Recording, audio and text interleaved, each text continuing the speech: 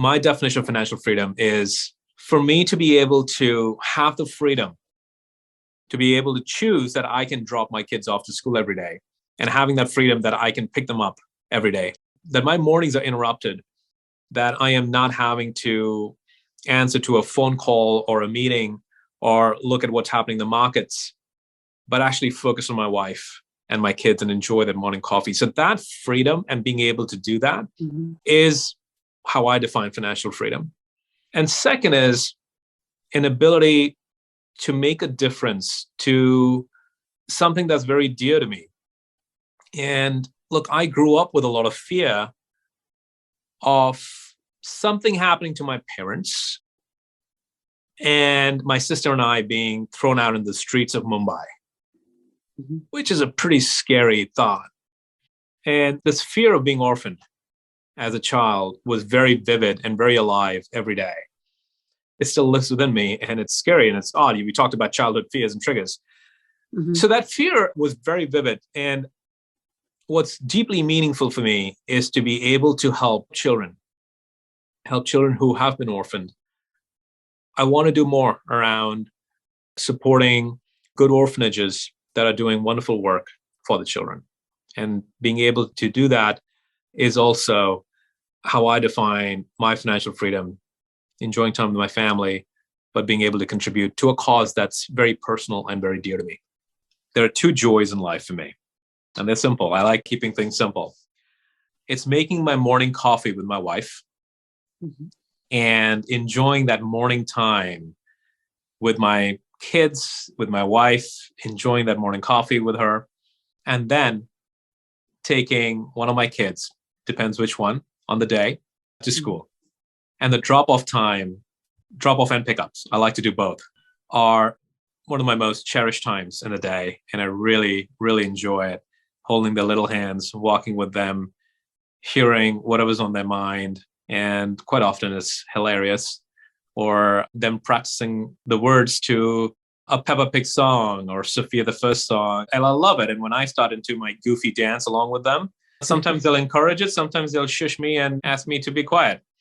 But those are my favorite morning routines. In spite of the challenges that we had growing up as kids, in spite of the challenges that they had between them, I think as parents, whatever their maturity levels were at that time, I think as parents, they really did sorry, I get emotional. I think they did their best. And while there were consequences, not all of them positive, I can appreciate the challenges that they both faced emotionally with each other and in life. But they did their best to raise me and my sister. May not be the traditional success that people from the outside view, but I would like to call them successful for what they did, given what they faced. Asking a friend who seems so knowledgeable about what they're doing is, hey, can you give me your 5 best ideas to invest in the market right now? I've done this before, way back when. I get asked this all the time.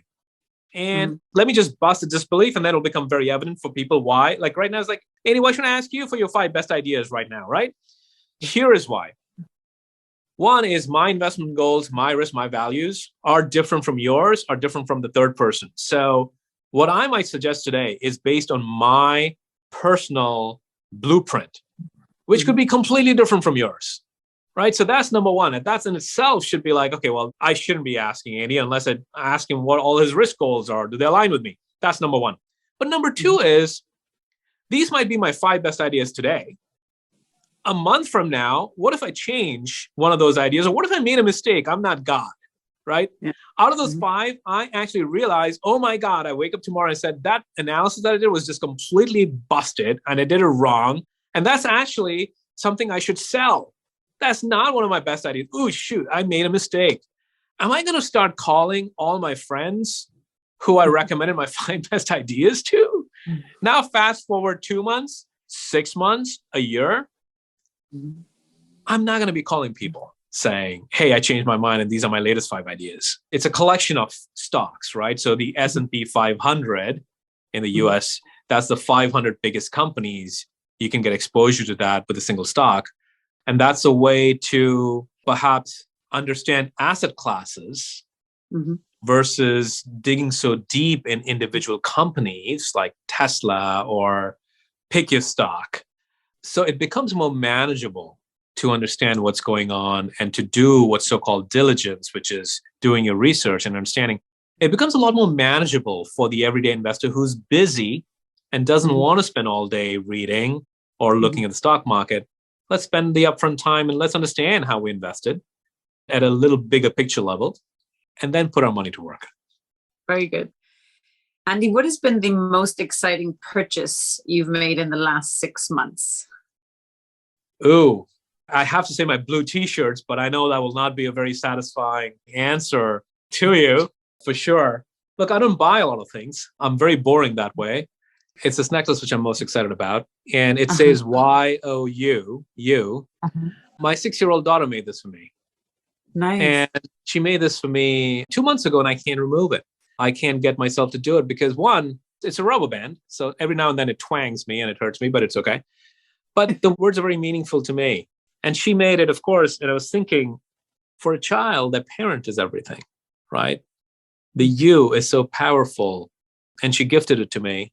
There's a great symbology in that. And it deeply resonated for me, is reminding myself every time I get distracted. And even when I'm with my daughter and I'm thinking about my course or investing, I'm not with her. So this necklace is now a reminder that I am a huge part of her life and I can shape how she thinks and what she does.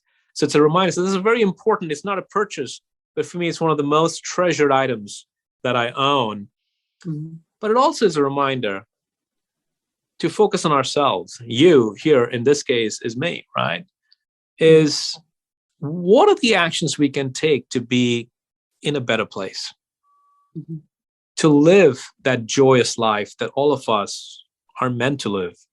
What are the actions I can take today to cut out the noise, to cut out the need for external validation, to really dig down and deep is what is it that's most important to me?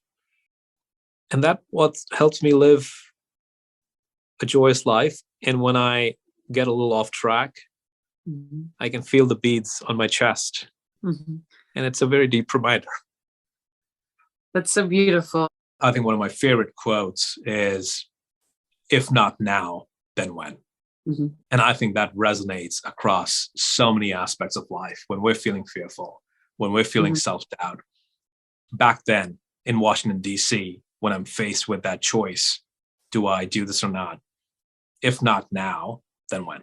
Given the fear, given the anxiety that I grew up with, watching everything around me, my message would be, how can we practice kindness for ourselves first? Because I think if we are kind to ourselves first, we will naturally be kind to others.